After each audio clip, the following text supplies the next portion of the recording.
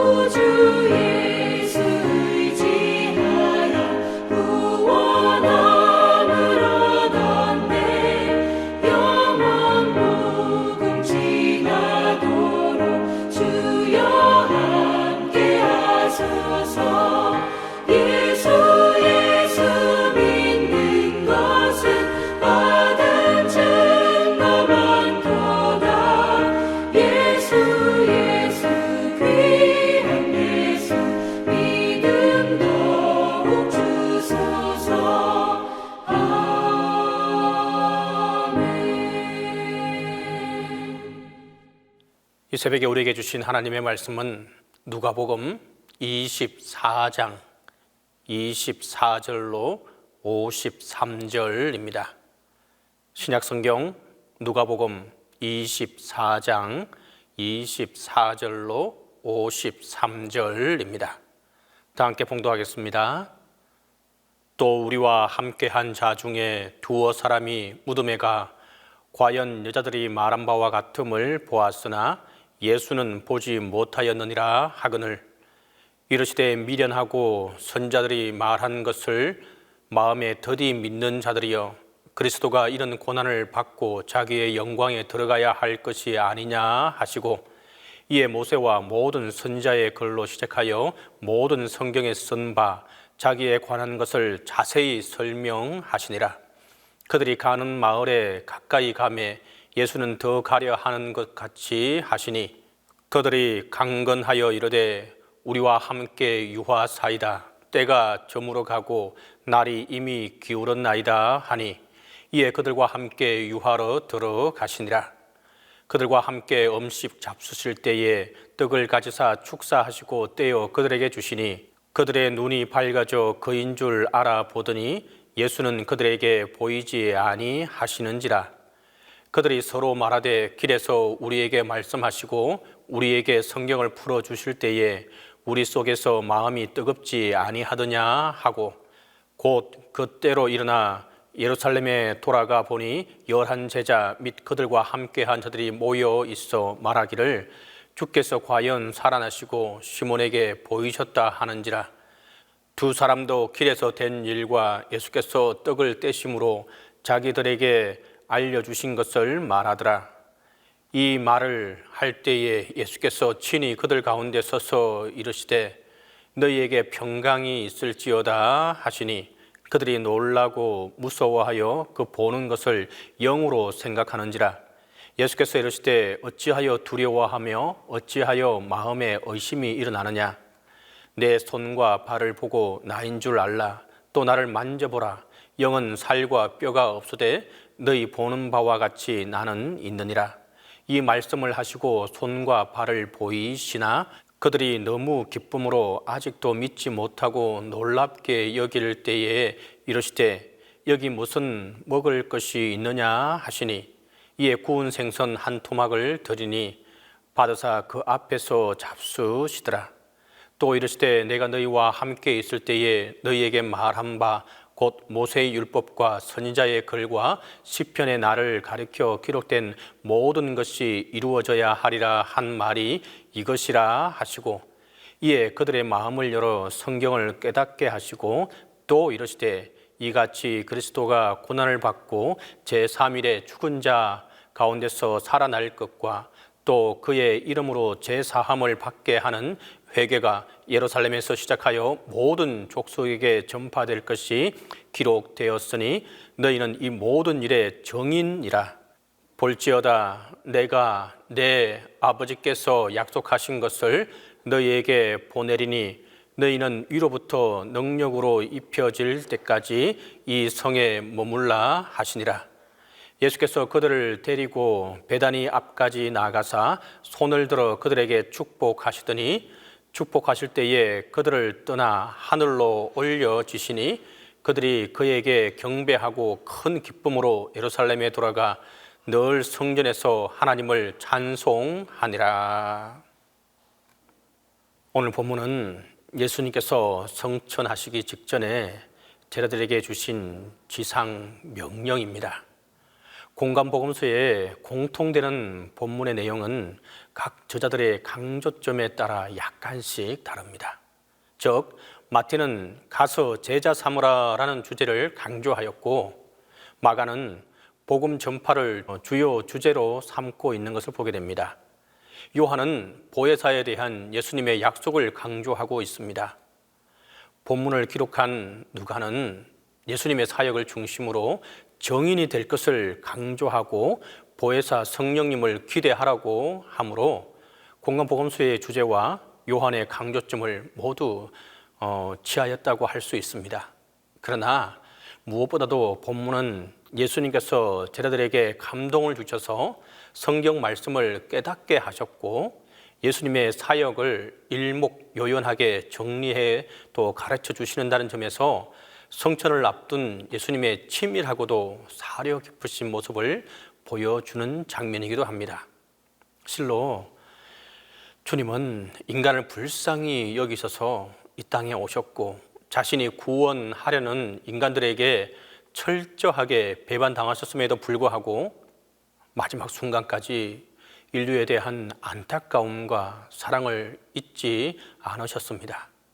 그러므로 우리는 예수님께서 주신 최후의 명령을 통해서 예수님의 사랑을 깨닫고 예수님의 은혜에 대한 정인이 되지 않으면 안 될 이유들이 너무도 많이 있습니다. 먼저는 예수님의 지상 명령은 성도의 엄숙한 책무입니다. 그렇다면 예수님의 명령은 무엇이겠습니까? 그리스도가 베푼 은혜를 전파하라는 것입니다. 예수님께서는 제자들의 마음 문을 열어 성경을 깨닫게 하시고 주님의 이름으로 베푼 회개를 전파하라고 하셨습니다. 이 회개는 마음대로 증거할 수 있는 것이 아니었습니다. 오직 예수님께서 공생애를 통해서 보여주신 대로 죄를 깨닫게 하고 죄로부터 마음을 돌리게 하는 것이었습니다. 이 회개는 지극히 개인적으로 자기 자신의 무가치성과 그리고 또 죄인됨을 자각하고 후회하는 데서 시작되는 것입니다. 인간은 본래 하나님의 창조물이요 하나님이 보시기에 아름다운 피조물이었습니다. 때문에 회개는 타락 이전의 인간으로 돌아가 하나님과의 거룩한 교제를 회복하는 단계입니다. 따라서 이 회개는 죄사함의 회개고 구원의 회개라고 할 수 있습니다. 바로 우리는 회개하여 하나님의 자녀가 된 성도로서 죄사함에 이르는 회개를 증거하는 책무를 다해야 한다는 것입니다. 그리스도가 감당한 죄사함을 또 증거하는 것입니다. 그리스도께서 감당하신 인류의 죄는 고난적이고 절망적인 것이었습니다. 그래서 그리스도께서 오시기 전까지 인류는 죄의 굴레를 쓰고 사망의 엄침한 골짜기에서 신음할 수밖에 없었습니다. 물론 구약시대의 희생제사를 통해서 제한적이나마 속죄함을 또 속죄제를 드렸습니다. 하지만 예수님이 오셔서 감당하신 속죄 사역은 구약에서처럼 불완전하지 않고 한 번 드림으로 영원한 속죄를 이루는 완전한 사역이었습니다. 따라서 우리가 그리스도를 통하여 받으며 그리스도의 이름으로 주어지는 속죄의 은총은 결코 불완전한 것이 아닙니다. 그것은 완전하고 충만하며 영원한 속죄입니다. 때문에 그리스도의 속죄 사역으로 말미암은 구속의 은총을 입은 성도는 모든 과거의 죄와 허물을 완전히 잊어버리고 하나님과의 완전한 교제도 회복되게 되는 것입니다. 또한 이 구속의 은총은 어떤 시험의 단계나 연습이 없습니다. 오직 한 번 예수님을 영접하는 순간에 이루어지는 은혜입니다. 그러므로 성도에게 요구되는 것은 그리스도를 믿는 순전한 마음과 살아있는 신앙입니다. 이 신실한 믿음으로 그리스도를 영접한 자로서 구속의 은총을 입은 성도는 곧 바로 예수님의 구속에 대한 정인이 되는 것입니다. 이처럼 예수님은 지상 명령으로 무조건 하라 명령한 것이 아니라 충분하고 완전한 은총을 베푸심으로 그것을 증거하게 하셨습니다. 성도 여러분, 우리는 오늘 예수님의 제자들이 들었던 너희는 정인이 되라는 예수님의 음성을 들을 수 있기를 바랍니다. 아마도 제자들은 평생 예수님의 이 말씀이 귓가에 쟁쟁하게 울렸을 것입니다. 자신의 전도 사역에서 어렵고 힘든 일이 생길 때마다, 의심이 구름이 덮칠 때마다 제자들은 예수님의 정인이 되라는 명령으로 힘을 얻고 용기를 내어 새로운 활동력을 얻었을 것입니다. 오늘날 우리 성도들에게도 예수님은 동일한 말씀으로 예수님의 사역을 이어가라고 명령하십니다. 그러나 우리가 복음 전도의 책무를 감당하는 것은 단순히 예수님의 명령이 있었기 때문이 아닙니다. 이미 우리는 구원의恩총을 누리는 성도로서 받은 바 은혜를 증거하지 않고 견딜 수 없기 때문에 힘써 주의 사역과 은혜를 증거하는 것입니다. 우리 안에서 일어나는 기쁨과 충만한恩총에 감사, 그리고 성령님의 역사하심이 우리로 하여금 예수님의 구원을 증거하는 증인이 되게 만드는 것입니다. 그런즉 우리는 예수님의 참된 증인으로서 받은 바 구원의恩총을 만천하에 증거하는 복음의 사역자들이 다 될 수 있기를 바랍니다. 특별히 지금의 시국이 우리 믿는 자들이 너무도 힘든 시기를 살아가고 있는 것이 현실입니다. 진정으로 우리가 예수 그리스도를 믿는 자들로서 하나님이 살아계심을, 또한 이 복음이 참 믿음인 것을 그들에게 증거하고, 또한 증거하는 우리를 통해서 그들이 진정으로 하나님의 살아계심을 발견하는, 또한 볼 수 있는 우리의 삶이, 우리의 정인된 삶이 될 수 있기를 간절히 바랍니다. 진정으로 이 정인된 삶을 살아가는 모든 이들에게 하나님의 구원의 확신과恩총이 함께하게 될 것입니다. 기도하겠습니다. 주님, 지난밤 수많은 사건 사고 속에서 주의 백성들에게 단잠을 주시어 새 힘을 얻게 하시니 감사드립니다. 이런 새벽 미명에 생명 연장의 은혜를 주신 주님께 영광과 경배를 드리고자 주님의 백성들이 이 자리에 모였습니다. 오늘도 말씀을 통하여 주님을 알게 하시고 성령의 능력으로 주님의 뜻을 행하여 칭찬받는 하루가 되게 하여 주옵소서. 모든 것을 뒤로하고 하루의 첫 시간에 주님 앞에 나와 새벽 제단을 쌓는 영혼을 축복하시사 주님의 음성을 듣는 감격을 맛보고 돌아갈 수 있게 하여 주옵소서. 또한 정인된 삶을 살아가면서 오늘 하루 온전히 승리하게 하여 주옵소서. 새벽 기도를 드리는 이 귀한 시간에 주님의 사랑으로 충만하게 하시고, 혹시 상처받고 힘들어하는 영혼들이 있다면 그들의 마음에 평안함을 허락하여 주셔서 치유함을 받게 하시고 온전히 평안함을 누릴 수 있도록 도와 주옵소서. 주님의 은혜에 너무나 감사하여서 사랑을 끝없이 베풀기만 해도 부족할 텐데 저희의 인간적인 욕심으로 받기만 하는 사랑을 원하기도 있습니다. 비교하는 사랑을 했으며 눈에 보이는 물질적인 사랑에 치우칠 때도 있습니다. 사랑으로 하나 된다고 하면서도 서로에게 상처를 주는 말을 했으며 서로의 약점을 이용하는 비겁한 행동도 했습니다. 주님, 기도하는 자의 간구를 하나라도 놓치지 않으시는 주님, 하나님의 선하심을 닮아가는 가정들이 다 되게 하여 주옵소서. 고넬료의 가정을 기억합니다. 믿음의 가정이었으며 성령이 충만한 가정이었습니다. 그들의 구제와 선함은 하나님 앞에 상달되었으며 모든 가정이 하나님께 인정받고 칭찬받게 하여 주옵소서. 지금까지는 내 욕심만 채우려는 가정이 있었지만 이제부터는 자신을 희생할 수 있는 사랑과 용기와 믿음을 허락하여 주옵소서. 부모가 서로 사랑하며 형제가 서로 연합하고 온 가족이 주님의 이름으로 사랑의 교제를 나누게 하여 주옵소서. 주님, 동신교회를 기억하여 주시고 주님께서 세우신 이 교회를 주님 기억하여 주옵소서. 사명을 잘 감당하게 하시며 이 지역에서 향기나는 그리스도의 진정한 교회가 될 수 있도록 하나님 함께해 주시옵소서. 이 아침에도 말씀으로 역사하사 하나님의 진리를 알게 하시고 성령의 능력으로 덧입혀 주시니 감사하고 감사합니다. 교회를 통하여 하나님의 복음이 심겨지게 하시며 빛과 소금의 사명을 잘 감당하는, 또 끝까지 감당하는 동신교회로 삼아 주옵소서. 주님, 담임 목사님을 기억하여 주시고 담임 목사님의 영육간의 강건함을 베풀어 주옵소서. 주님, 이 시기를 온전히 헤쳐나가는데 어려움 당하지 않도록 도와주시고 지치지 않도록 하나님 붙들어 주옵소서.